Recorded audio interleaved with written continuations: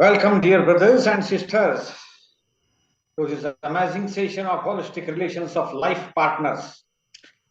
Well, let us begin with our Sansar Vigna Nivarak Dada Bhagwan three mantra.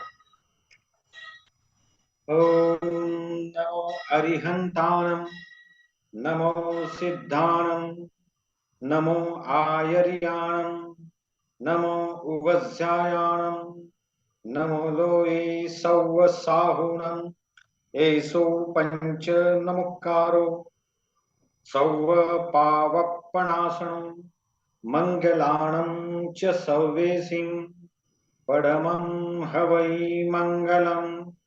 Om namo bhagavate vasudevaya. Om namah shivaya. Jai Sachidanand. Dear friends, it is said that marriages are constructed in heaven and executed on the earth. If a marriage is successful, the home is heaven on the earth.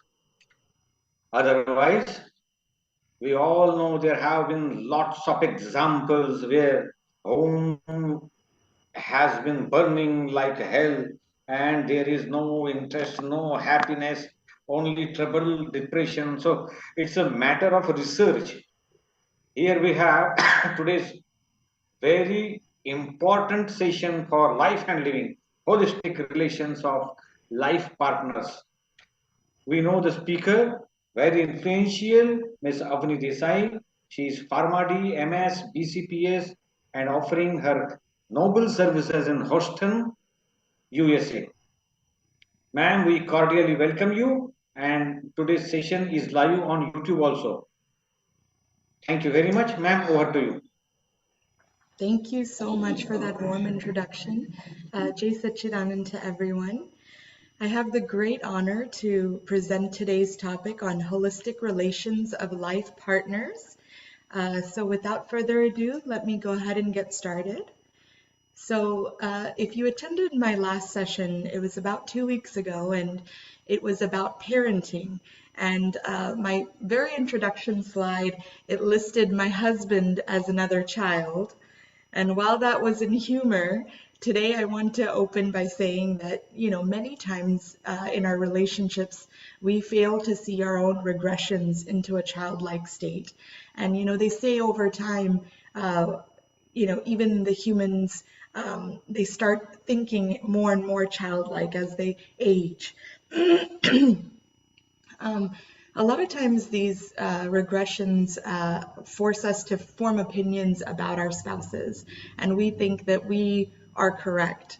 So I think this is a very important time for us to, change the lens inward and really for us to see, how can we observe and reflect where we ourselves have been drifting from our core and how that's been causing rifts in relations rather than maybe classifying our husbands in a certain way or our wives in a certain way.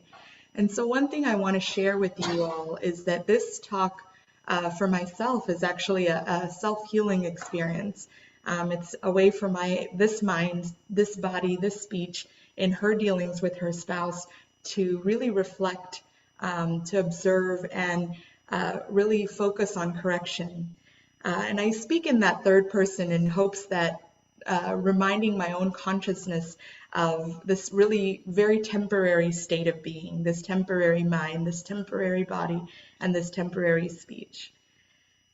So without further ado, the objectives of today's talk, we want to discuss the purposes and the intentions of marriage. We'll take a look at partner selection and many of the times the drivers that cause us to go into that path of marriage. We'll talk about the roles and perspectives of a husband versus a wife. We'll dive into relationship development. We'll touch a little bit on conflict resolution and talk about some universal aphorisms that really help us cater this relationship to be really what it should be and really bring out the true meaning and the purpose of marriage. So, what is marriage? If you read through these responses, I think that first one, a test for liberation, that's probably one of the most promising definitions, and it's probably going to be something that we touch on a little bit further in some of our other slides. The give and take transaction, absolutely. I think life in general, as we see it, the karmic balance of give and take, we see in all relations and all aspects. So, how can marriage be any different? For C, if we see it as more of a sacrifice or the end of freedom, I think in this way, if we kind of change the way we speak and change that lens and start thinking of it as rather the end of freedom, it's the beginning of selflessness. It's taking decisions for the greater good of a unit rather than just the self. And then finally, happily ever after. So I think when we dissect each of these definitions further and we heartily accept what true marriage is, true love is within a marriage, I think we can have D, happily ever after. So, why do we marry? Marriage can be seen as a merry age, or some people describe it as a mar age. And again, it's really based on perspective and lens. What are we looking and viewing marriage as, and what expectations have we put into marriage that is perhaps causing us to feel one way or another? One of the biggest things with marriage is that it's a test. We talked about it being a test for liberation, but marriage puts us through so many different experiences that perhaps reading books and learning things in that kind of unidirectional way will never do for us. That experience that we get from the relationships, really clashing with one another. If you kind of think of it as stones rubbing up against one another, we marry to really be straightened or softened or smooth, more like the pebbles, so that the water can flow or life can flow really naturally and nicely through. The other big thing when we think about marriage is it's kind of a prescription for repentance. And this is more of a spiritual definition when you kind of think of the greater goal of reaching moksha, or a very free state of the mind, body, and speech. Many of the times we are taking different steps in our life in order to further dive into ourselves. This body, this mind has feelings, has wants, has desires. And sometimes what marriage offers is that ability to repent for all the attachments that we really, really are strongly holding on to, and start seeing the world for what it truly is. The world can be very hollow. And so sometimes when we think about marriage and we think about it as a prescription for repentance, we're really seeing the actuality of the whole world, and how maybe it's not as rosy or as averse, but it's more of kind of a neutral ground. So. So intentions of marriage, we can see this in two different ways. We can say that marriage is meant for more of a pure love. And this is really kind of the definition we embody and we see when we are trying to strive for a marriage that is holy and is divine. So some of the aspects that define the intention of love is having really this wholehearted dedication, having undivided devotion towards one another. Whenever there is conflict within the spouses, there's no waxing or waning of feelings that occur. That's really the type of love that we're trying to intend within marriage. And then not a moment passes without remembering the other. And it's really felt within from the core or the heart. And then, of course, we have sensual attachment. And of course, in the Kali Yuga age, we can't say that marriage is truly only one or the other. Really, it's a combination of many things. But within that sensual attachment, some of the things that we have to consider is, sensual attachment is really just a waste product of the self.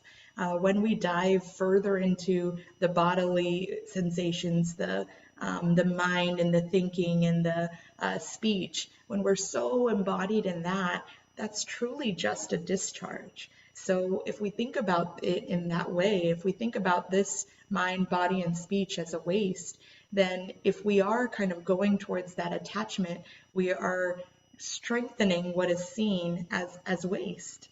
So really kind of considering whenever a marriage, the intent is solely that, you're going to see a lot of waxing and waning of feelings. I think this is very true when we kind of watch movies and we see, the conflicts developing within a wife and a husband, and, the quick to divorce in those conflicts. A lot of times that's because maybe the intention of marriage was not set to be that pure love. This can also be seen when the eyes start wandering if the spouse is not present, or if there's any deformation in the container or this body that changes the emotions that are attached with marriage. And so really kind of observing what's happening within, and really seeing what feelings are arising within can tell you perhaps where the intention is lying within marriage. And then I really like to pull out Mahabharata here, and King of Hastinapur, Dhritarashtra, particularly his wife Gandhari, who places that blindfold on herself. I think that really shows that level of empathy that she wanted to have for her husband enduring that state of blindness. And so really some of the very great and epic stories teach us, what was that pure intention of marriage that was once upon a time, and perhaps going back to some of those feelings and those relationships and dissecting them further would give us more light into where we are going, what direction we're going for marriage. So in terms of partner selection, obviously there's a external perspective to this. There's the outer beauty, focus on color or how ornate the wife is or the husband looks. And then of course there is more so the inner beauty, the heart, the inner values matching up, and really focus on this. And of course, while it can be a very combination of the two, I think the biggest thing and the biggest lesson we have is really history repeats itself. History teaches us lessons. And so one of the greatest lessons, or the cause and effect that's described, is in the past, there was something called the Swayamvar, where the woman would choose the man. They would choose, the most strongest man, the most handsome man, the most promising man. However, a lot of times in that Swayamvar state, you had so much rejection, men feeling so not good enough for the eyes of this wonderful queen or this wonderful princess. And so that history and that occurrence kind of led to what we see in the present day and age, where a lot of times women are evaluated, can she cook properly? How does she walk? How does she carry herself? A lot of times there's a strong aversion nowadays towards that type of evaluation of a woman. But if we think about it from a historical standpoint, perhaps what's happening in society is really just that effect from the causes in the past of the Swayamvar state. So that really helps us, kind of remove ourselves from those opinions that are associated with what's happening around us, and really focus within on what's happening in ourselves and reflect within. So really, when you're looking for selecting a partner, the ideal husband is one that maintains a happy and harmonious family life, and The same goes by the ideal wife. So really, is there a way to perfectly select this? One could argue no, really just focusing on this maintenance, and one who cares and maintains this life is going to be the most valuable. So, in terms of innate and learned arts, we talk about husbands and wives, but if you think about it, even biologically, our hormones are different. We've got testosterone driving the male husband, whereas more estrogen driving in that female or the woman, the wife. And within those types of biological parts of a husband or a wife, I think it's almost natural to say that there's many arts that will come a little more naturally to a male versus a female. And so the great scholars and the holistic scientists have described 6 arts of a husband: writing, cooking, fighting, swimming, enticing, and stealing. And these are the 6 arts that are said, really should be focused on for a husband. These are the 6 arts that can really help create this happy and harmonious life. And so when we're dealing with any man, however senseless or shameless, by having some of these arts, the husband is able to navigate and really stand up for that family. And really keeping a cool and composed self without being a coward in many of the situations. Again, that is going to help create a very happy and harmonious life. And then the other kind of big characteristics of the husband is really having a lot of faith and self-confidence, as well as assuming a more protector role. And again, this is kind of going back into that biological perspective of what encompasses a man or the male persona. Then when we focus on the woman or the wife, we really think more of a goddess. Really the ability to make a mark in every field, whether it be politics, whether it be religion. We're seeing women, as driving forces in so many arenas. And really this stems from that beautiful hormonal estrogen that allows for a fountain of energy, the ability to be a mother and give life. Really that ability to care for the world is something that's a latent strength that's within women. And so women have that ability to also be free themselves and free others from bondage. So kind of seeing those two arts of a woman and a man really help you understand how we can kind of coalesce and form a really nice bond and a unity. In this day and age, it's seen we often blend our roles. A woman is not always seen in the kitchen. A man is not always seen in the workforce. There's kind of a combination of the two. But really, I think the learning point and the learning lesson is finding that unity, finding that balance within the husband and wife is so important for creating that happy and harmonious life. So let's talk about the perspectives for the husband. So inner workings of a woman, it's very, very interesting when you kind of compare how a woman thinks, how a woman operates, the thoughts that are happening, the behavior of a woman, and then you compare it to a man. Oftentimes I will ask my husband, I will ask him, what's going on in your brain, or what are you thinking? And getting that response, nothing. And just being astounded when 5,000 thoughts have been going on in my brain, it really, really goes to show that we think and operate very differently, the woman versus the man. So focusing in on the workings of a woman, really the cause of a difference of opinion is often gross ignorance. And this really holds true for both man and woman. A lot of times it's just absolutely not knowing the real truth, the real self, the real intent of marriage, the real, where the shift should be, where the core is, where the permanence is, and, kind of going more towards this external body or this external mind, and being driven by that often leads to conflict.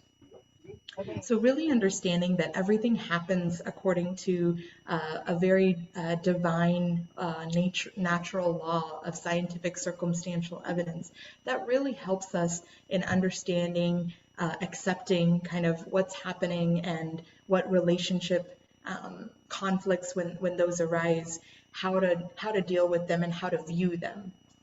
So rather than having emotional outbursts or blaming, we can really focus more on acceptance and really still maintaining awe and dignity for the other, or for the spouse. If there are conflicts, really understanding that conflicts are truly just not understanding how to interact with the wife. That's really important for a man.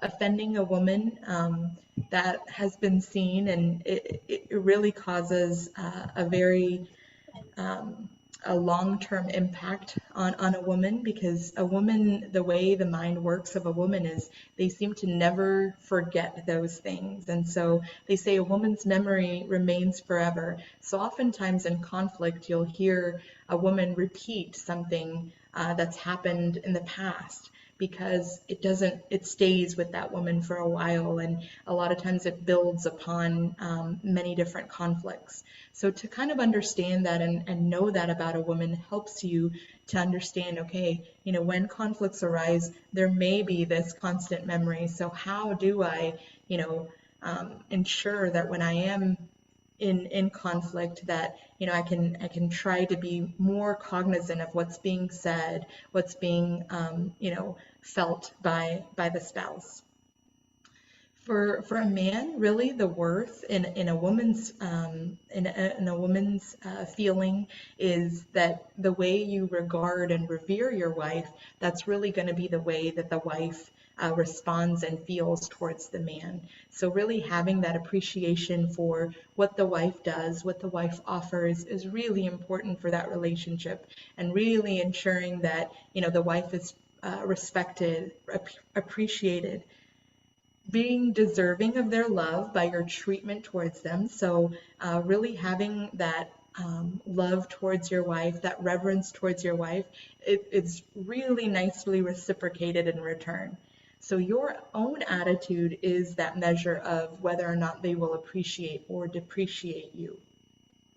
And then really not trying to rectify or reform the wife, accepting her as she is, as correct. And that's hard to say, being a woman myself. However, if you think about it from kind of a external lens, it's really that ability to see that everything is happening in accordance to natural law. It's not that she is a certain way or she is acting in a certain role. It is just that, in this life, in this circumstance, this is what is being unfolded for my own self, for my own ability to overcome any deficiencies or any faults or any opinions that are arising within. So seeing it in that way really helps conflict resolution occur very naturally.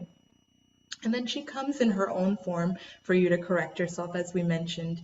And so really not having anger towards the woman, that's going to be the most natural way to win over her awe, is one who doesn't get angry whenever the woman is, in that stage of recalling things or not feeling, maybe not delivering the best version of herself.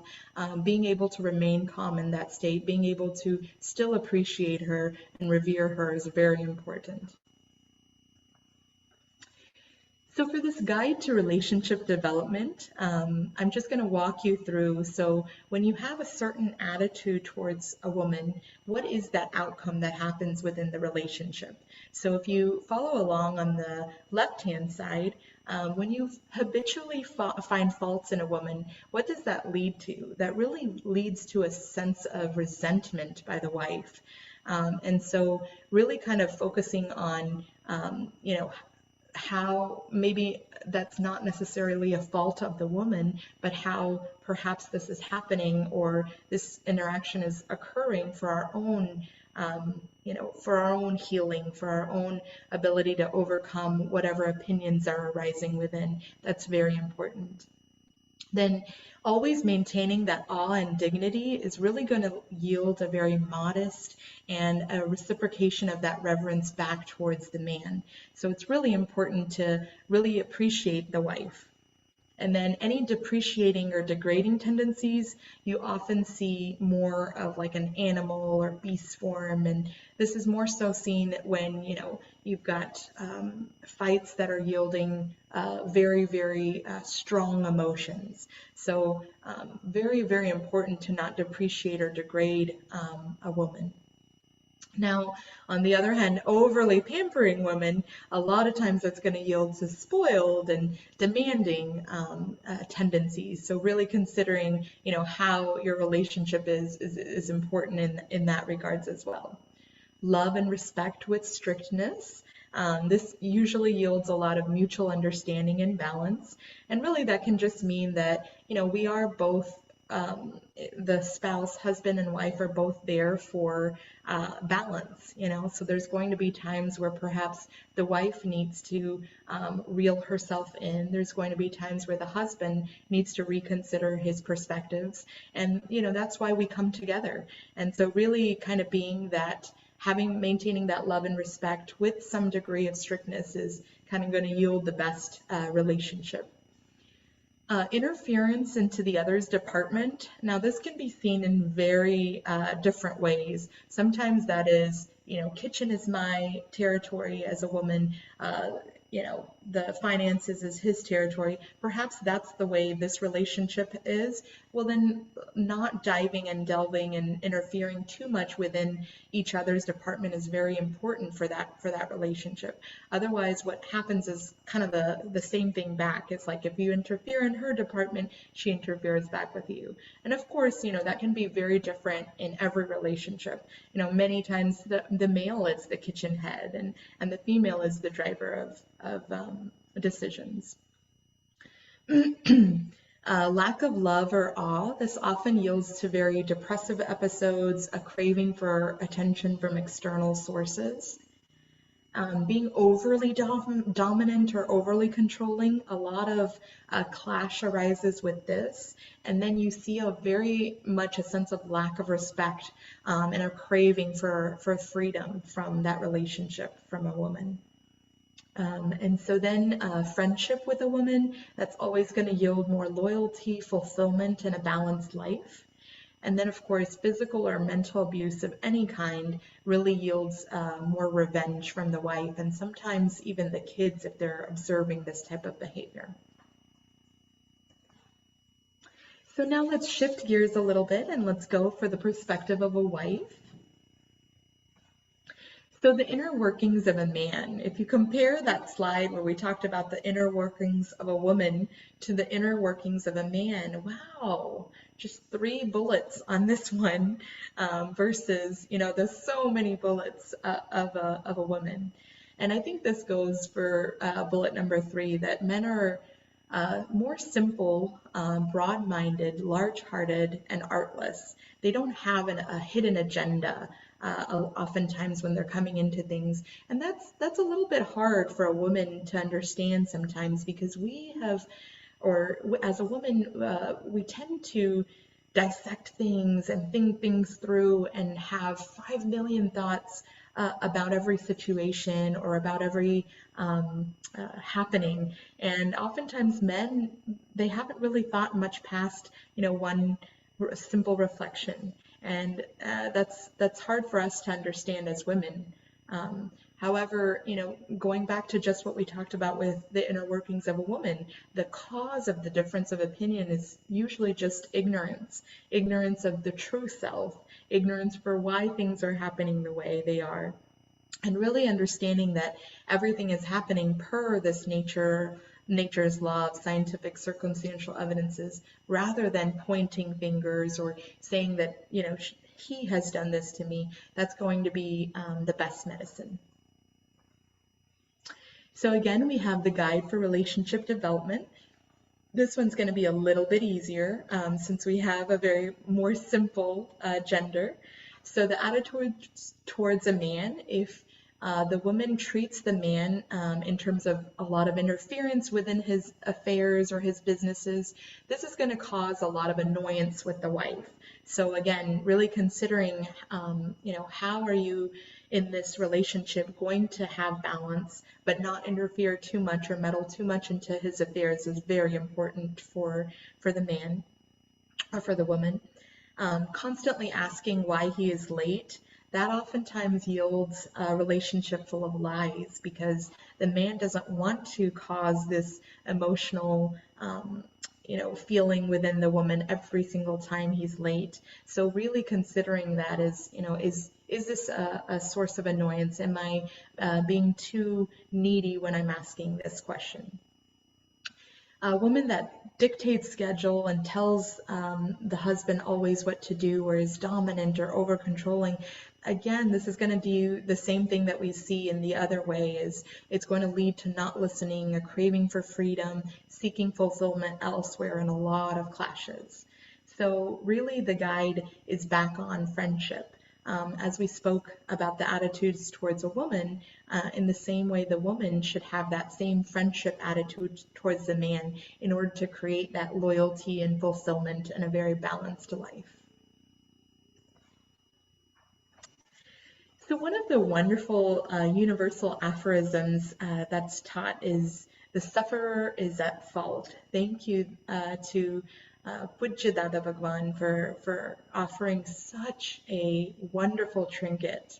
And when we dissect this aphorism further, we really realize that oftentimes the complaints, the clashes, the fights that occur between spouses is simply because we haven't viewed the clash in the most truest of its manners. And by that I mean that that clash has arisen solely due to past deeds.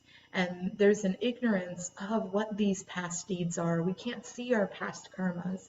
And because of that, oftentimes we resort to opinions, forming opinions about someone, complaining about someone, when in actuality that individual or that circumstance that has occurred is solely for us to accept and settle an account.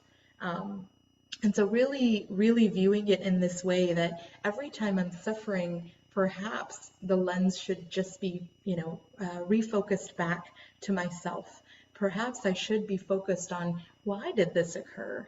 What deeds were there in the past that has caused this to happen? And if that this has happened and I cannot see those deeds, perhaps it is just that acceptance that I need to have in order to move forward in its truest manner and not see and view blame on the other party. So really having that balance of negative emotions with a more positive allows us to free ourselves and then resolve things very amicably. I think this is very important. The amicable resolution, I think that truly happens when there is a zero blame external. When things are seen more as, this has happened by a natural law, this has happened because of past deeds, this has happened because things need to come back to normal or natural or that neutral zone, that really allows us to resolve things in a more amicable way. So vyavhar, or worldly conduct, oftentimes we see this societal definition of, a woman should behave a certain way, a man should behave a certain way. And a lot of times that's really seen as more of a relative perspective. When you see a woman behaving, positively, and you automatically assume, oh, what wonderful vyavhar. Do you really understand, what's happening internally? Have you thought about the intention in that woman? Is it genuine? Is it fake? So I think the main focus here is oftentimes we judge Vyavhar through, the lens of these two eyes, what we see, and then the opinions within that are within ourselves. We believe that a man should behave a certain way or a woman should behave a certain way, when in actuality, by God's definition, Vyavhar is not what we're seeing by these two eyes. Vyavhar is actually a judicious balance of give and take through nature's law. So sometimes when you're seeing a fight occurring, it's not necessarily a negative. It's not necessarily what the relative would assume to be, oh, that's such a bad vyavhar. Rather, it's a neutralization of what has been sown in the past coming out. So really understanding that allows us to remove judgment from vyavhar, or what we assume vyavhar should be. Another big point that comes up as we think about, external perspectives is we really want to tear apart from any societal perceptions that we have. And this is particularly true in this day and age of the Kali Yuga, when a lot of times social media is really driving us to behave, interact, think in certain ways. This striving for a perfect or an ideal or a grand or a best sensation, that's really just a food for our man or our prestige craving within. And so kind of thinking about it in that way, and trying to observe ourselves as, what is the intention behind each of these actions that are being taken by this relative body. That really kind of puts us back into perspective, puts us back, our real, back into our core. And then really ensuring that this false sense of self, that we don't become obsessed with it, because anything that we're portraying externally, really that's just a relative or a temporary, right? So oftentimes society will hide the actual simplicity or the naturalness and openness of living, and so really focusing back our attention on that is, the self, the relationships within the home. All of those things are probably far more important than perceptions of the external world. So not getting caught up in that web of external images or the games of likes is really, really important for us. Being straightforward, open, and true. Who better of a teacher than Dada Bhagwan for this? Really kind of the simplicity of his life, his home, how many different couches or how many different tables did he have in his home? He didn't really. When we take a look around and we see all the things that comprise our home, all the things maybe we fought our spouse over to have or to buy, what true happiness did that give us? Really considering each of those things and each of those actions behind our steps is really important to raise that sense of awareness, and to really understand that everything is temporary. The world is hollow, and everything that we sometimes perceive on social media is really just false glitter. So prestige is present. A true, real prestige is considered to be present where there's morality, there's honesty, mercy, sensitivity, humanity, and obliging nature. And so I think this goes really well with our sense of self being within. And when we live that type of life, that prestige is far, far more real than any prestige that we see in the external world. So conflict resolution, we've talked now a lot about conflicts arising within the woman, the man. We've talked about the inner workings and kind of what types of behaviors breed what types of outcomes. But there's a big part of us that we're forgetting, is that sometimes things are beyond our control, things that have happened in the past. We can't change a lot of those things, right? And so resolving conflict is very, very important. And so one of the biggest things we want to think about is the difference of opinions. So really being able to observe the opinions within and dissolving those opinions are going to be very important.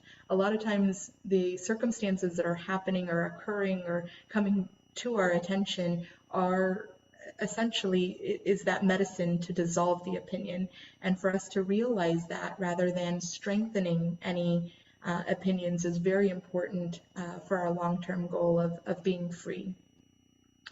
Understanding that life is a drama, that relations are relative, that really allows us to take a step back and put ourselves back into perspective and do what's called pratikraman, alochana pratikraman pratyakyan. It's that process of declaring, apologizing, and then yielding resolution.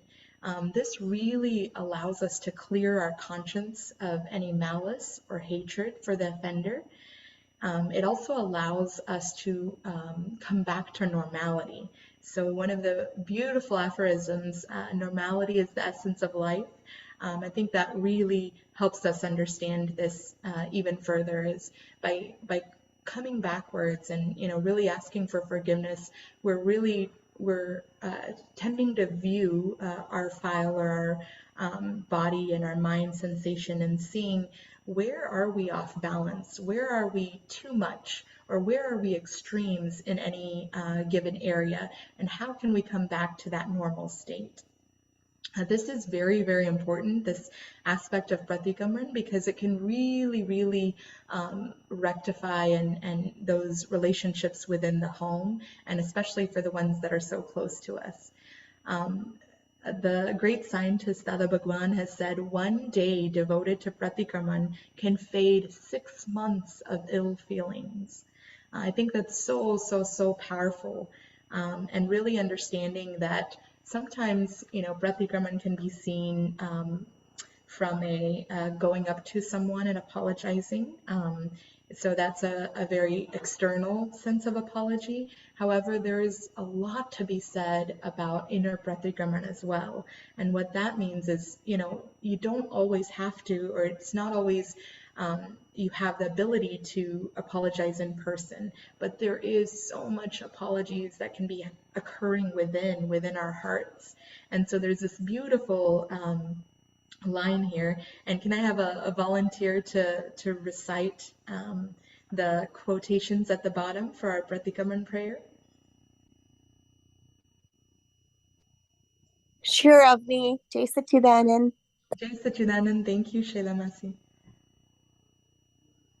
In the very presence of supreme pure self Paramatma, I bow to the pure self of the person, free of his or her mind, speech, and body, name, belongings, and bhav karma, dravya karma, no karma.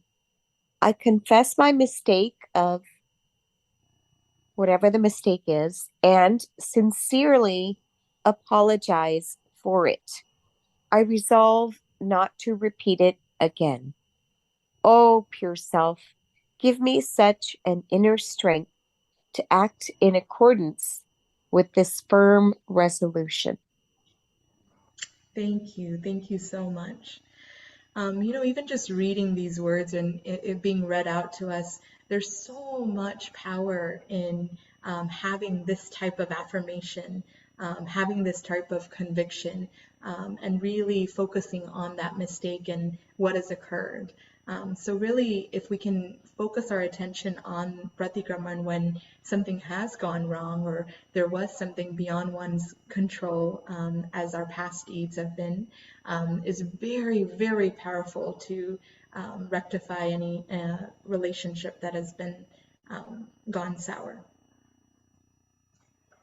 So as it relates to the spouse, pratikraman is very important because marriage often breeds this sense of mine and this is mine and that's mine. And one of the beautiful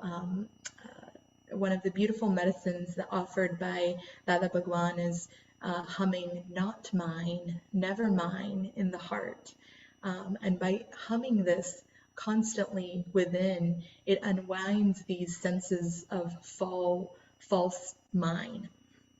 And this is very, very important, especially within the relationship of husband and wife, because oftentimes our conflicts are arising from this sense of mind, from this sense of control, and by releasing that control and realizing and putting ourselves back into our core and our heart, of being, a pure soul, that really releases a lot of tension. Opinions and prejudices, they're really formed through years and years of marital dispute. And oftentimes, even when we do that pratikraman process, there's still, a part that's left. And what I mean by that is, if our pratikraman is not 100% sincere, or there's still just a little bit left of, no, but I was still right, or, oh, it's still my right to have this, any of those just even minor senses of opinions that still stay within, cause more and more and more conflicts in the future. So really, really being very heartily devoted when we do our pratikraman to erase those opinions and really release all of that is very important. So again, resolving clashes amicably, really focusing that everything is ours and not yours or mine. Not entertaining any contempt or disdain is very important. And then knowing that amicably is really defined through each individual's lens as per their development.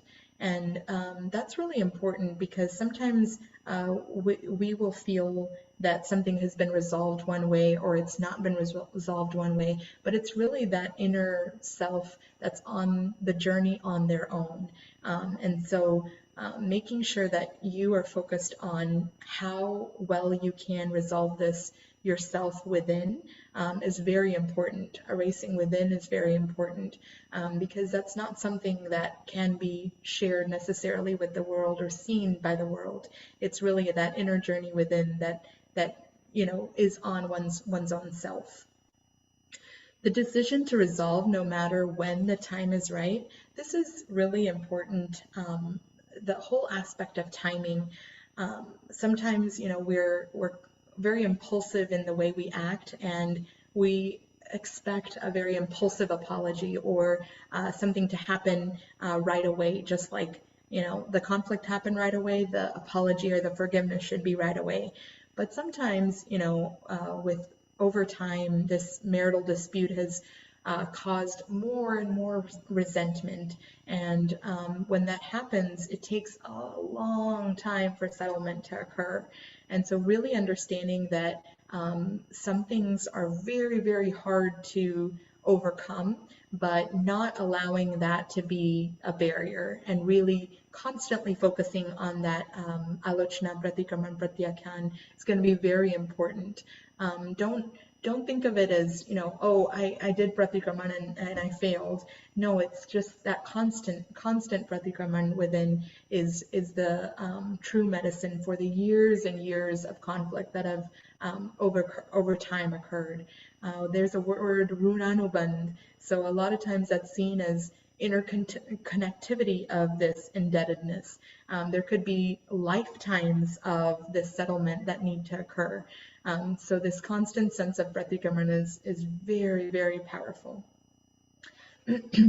Of course, the world will not leave you until you render all the dues. So really thinking about it back into that perspective helps us resolve things amicably. And challenging and neutralizing any of the opinions so that it doesn't negatively affect our mind, body, and speech is very, very important. Speech is seen as a tape record of the previous birth. When this is kind of understood and felt and experienced, it's really, really almost shocking to see how much of hurt we're attributing to what we feel to be something that someone can control, or someone can someone is inflicting upon us, when really it's something that is just being discharged. So speech seen in that way and observed in that way, I feel like it's very important for us to start innerly considering that the words that are coming out is really just a tape. And, you know, are we harping so much on these words that are being said and not really considering that maybe this isn't, or this is beyond the control of that individual? Cycle of clashes. So old accounts are set to be squared away in this lifetime. However, that inner living that we're constantly doing on the inside, that is really creating the accounts for the next birth. So, you know, whether or not your life looks so beautiful and is so perfect in all of your relations is not so much as important as what is happening on the inside and how you're living your life on the inside, how much you are dissociating yourself, not supporting maybe the negatives that are occurring around you, so that, you know, moving forward, you can be in this more lighter, more self-aware state. Avoid clashes. That's a universal aphorism that we've seen in so many regards. So really just understanding the world is nothing but clashing and vengeance, and being trapped in this cycle of vengeance is often why we are in constant conflict. And so focusing on really resolving a clash is important rather than enduring something. And this is really important because the word endure, it really signifies that you're putting your sense of self still within this body and this mind as you. And when you say that you've endured something, you're really not, that is not the right understanding, because that's still saying that, you know, I am the victim here. And remember, as we talked about, the sufferer is at fault. If the sufferer is at fault, then, you know, the victim should not be played as our first neighbor. Really, the victim, you know, there is no victim in this game. And so having that right understanding is very, very important. One of the most beautiful things that comes upon to eliminate suffering is to have that alertness of the pure self within, which occurs through Gnan, a state of Gnan. And so really aspiring for true Gnan, true sense of pure self through an enlightened one is very, very important. Admitting your own mistakes openly and apologizing. We've talked a little bit about that. Being very mild, tempered, and calm is very important. If that means that some time needs to be taken away before the conflict before I guess dealing with the conflict, perhaps that's the style that needs to be taken upon. If writing helps you, perhaps you need to write out the feelings. And really kind of for myself, what I try to do is use this medicine of spirituality and see, okay, a conflict has arisen. However, why has this conflict why has it arisen? You know, what are the opinions within that are stirring this conflict? What blame is being set forward, and how am I not viewing this as, you know, just a conflict that has occurred due to past deeds? So causes and effects really, again, go back to that past accounts and full settlement. Very, very important to think about clashes in this way to resolve them amicably. And then just the path towards liberation, understanding that the art of adjustment and non-partiality, that's really what we strive for, to be completely free. The word samkit comes in when we talk about liberation. And again, that's really resolving everything with equanimity and having that true sense of knowledge of self as being real. The outcome of correct understanding, this really again happens through that Gnan state. Whenever you put yourself back into the real state of pure soul and you separate from all these bodily associations, this mind and the way the mind thinks and the speech that's occurring, when you dissociate from that, you really can come across that true and correct understanding and resolve the clash very amicably. The worldly life or sansar is seen as a museum of quarrels and conflicts of varying degrees and frequency. So really, any type of fascination that we have with the external world, any attachment that we have, that is going to make us forget some of the wounds or the scars of life. But really, any of the hurt that happens from the external world, that really teaches us to become detached from this world. Oftentimes, we go back to holistic leaders, Dadaji, Kanu Dadaji, and some of the things that he would say is, they would invite negativity, they would invite hurt to come to them. And we would think, why would you want to invite negativity? Oftentimes we go to pray for, peace, and we go to pray for the best of circumstances. But a lot of times these folks are inviting the negativity because they want to stay alert. They want that real sense of awareness constant to be with them. They don't want anything to pull them away, to fascinate them or tempt them beyond what's real and what's the true nature of the world. So there's a beautiful way to look at this is yes is the way to liberation and no is the way to sansar or vyavhar or society. So really having that kind of yes attitude, a very positive attitude towards anything that's happening, anything that's coming our way is very, very important. Nothing is occurring absolutely without nature's law. And so that term vyavasthit is, the scientific circumstantial evidence is coming together to resolve something or to resolve an account. And that's kind of the true essence of what's happening. And by understanding that, we ourselves can be free.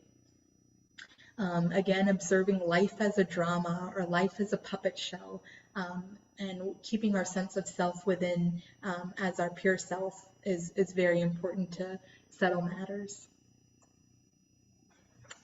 So two of the most beautiful references to help with this journey within is Home, a Heaven on Earth, as well as Home Sweet Home. So highly recommend these references to you all today.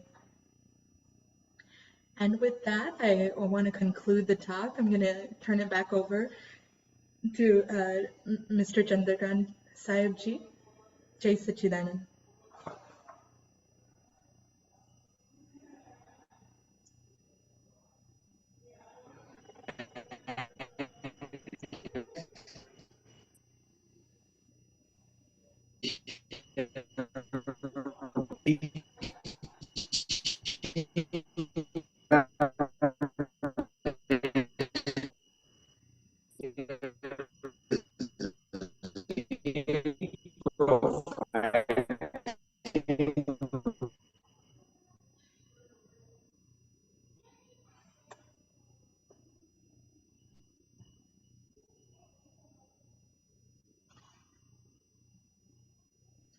I think we may be having some connectivity issues.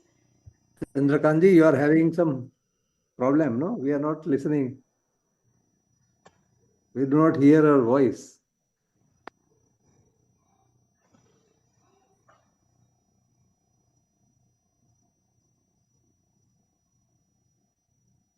Let me call him, huh?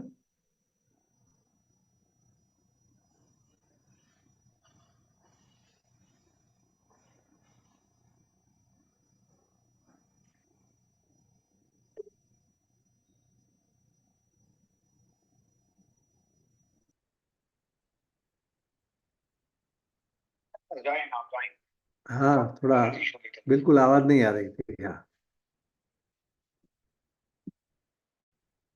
Welcome back. Hmm. I would like to invite Lalbhai Patel sir for concluding comments. The internet connection is unstable. Please forgive me. We will invite uh, the participants for their comments or anything to discuss further Yeah, yeah. with Avani Ben. Hmm? Please. Participants, Participants. if you have any query, because the presentation was really the tough one. So, participants, if you have any query, you can discuss, please. It's a time to discuss now. Anybody has any query, any question, or anything to add?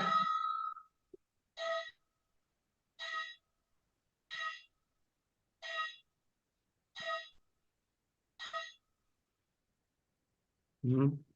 Message is there from Pooja Patel. Thank you, Avani ma'am, for guiding us this topic, beautiful analogies and insights. Thank you, ma'am. Some Messages are coming. What age is best for marriage? Okay, this is question in our chat box. Yes, Mr. Chetan Pancholi wants to know what age is best for marriage. All right, Mr. So if I Chetan. was, go ahead, Lalanka. Yeah, please. Yes. Chetan asked, na? Chetan Age, Pancholi. generally, you will see every country has different age limits, no? Not limit, but beginning, Yeah. no? Minimum age. That is depending upon the different countries' social conditions they have prescribed, and generally it is good, I believe, because it takes into consideration the average lifespan, right? So by what age you should settle your family, by what age you should retire, everything uh, depends upon uh, when you start your marital life. So again, one has to take into consideration suppose in India, some community norms are also there, right? But no doubt, everybody agrees now that there should not be child marriages, no? They are now slowly, Fine, fine. uh, everybody now understands. So that way one has to decide one's own. But generally, Chetanji, what happens? People generally ask for perfection. And the perfection, they lose so much of time that I've seen some people crossing even 40, 45. You know? Hmm. So, let's see, the marriage, the basic principle is it is a friendship of two imperfect people, right? Because, say, everybody That's is imperfect. All those who become 100% perfect, they become God, right? So, none of us is God, right. so we are imperfect.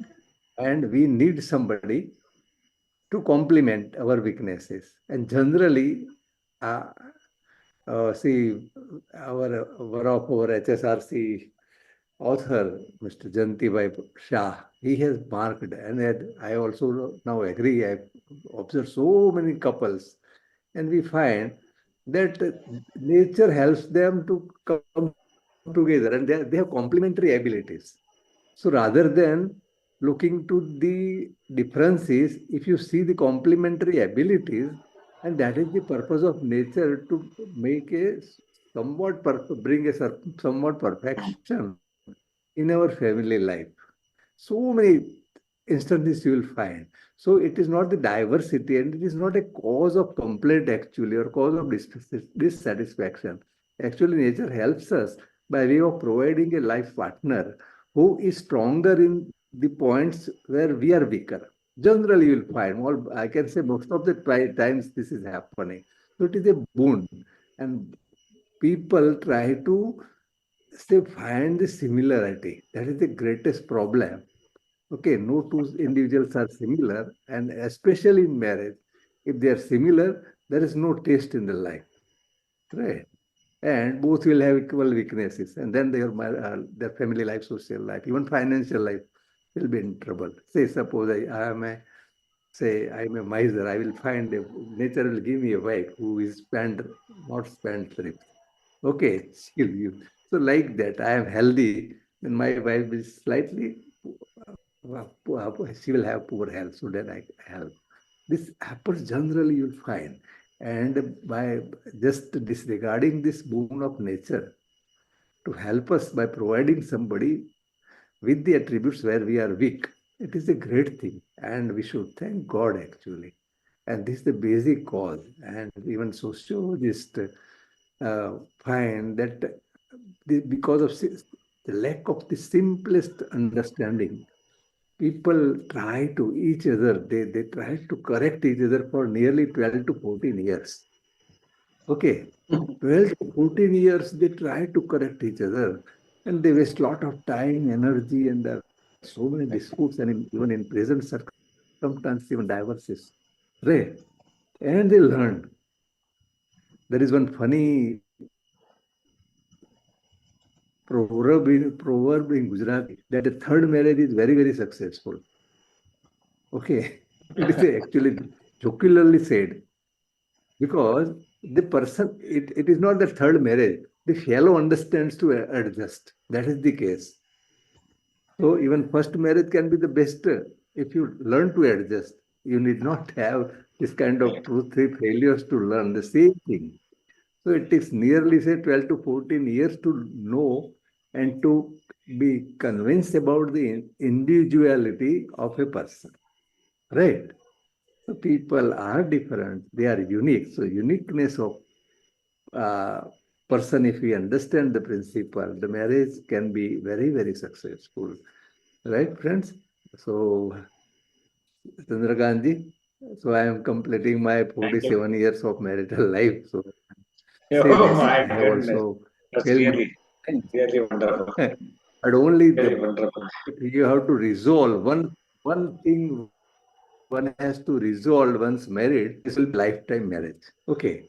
Then only you try to adjust and learn and relearn and make your life stronger rather than just thinking of separation or any other thing. This separation issue is looking very, very serious in modern times, and it creates so many problems for both of them. Okay, so this is one issue. And say another thing which comes to my mind is this in friendship. You see why in friendship, say between two women or two gents, is there any issue of ego, Chandrakant? No ego issue comes in between the No, friends, no, right? So why should it absolutely not. come? Why should it come between the husband and wife? There is not a question of ego at all. Okay. So this is the problem. So Dada one his greatest advice that this is the friendship. And you see Avni Ben's presentation, she has also pointed out this. The most effective strategy for a happy life is treating it as a friendship. Okay. So this Friend, yeah, I would like friendship. to add. And thank you very much for attending the session. And we wish a very, very happy Wonderful, marital wonderful. life and marital life with increasing happiness. Okay. Year after year, year after year, year after year. At the in the close of this calendar year, my best wishes to everyone who is attending and their spouses for a happy marital life. Thank you very much, and thank you, Avniben. You have Thank prepared very good you. presentation, and you have included the philosophical aspects of marital life also. Thank you very much. Huh? Chandrakant? Thank you very much, Lala sir. And these are the words from a very successful life partner who was in friendly relation for more than 47 years. We have really record our Mahatma. Vasan Kaka also has finished his Ah, 52 or 65 53 years. years. Yes. My God, how many? 65? 55. Ah, That's really amazing. 65. Yeah. So 60, nearly thank you 60 very much, years. Only Our next presentation will be the core message of holistic scientists, that is adjust everywhere. So do join once again for the next session, or it will be on 13th January. Till then, take very good care of yourself. Thank you very much. Do come back with friends and relatives. If anybody has to say anything before goodbye, yes.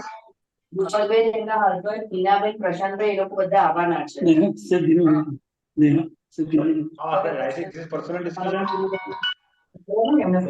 Thank you very much. Let us meet again. Thanks a lot. Jai Sachidanand. Jai Sachidanand.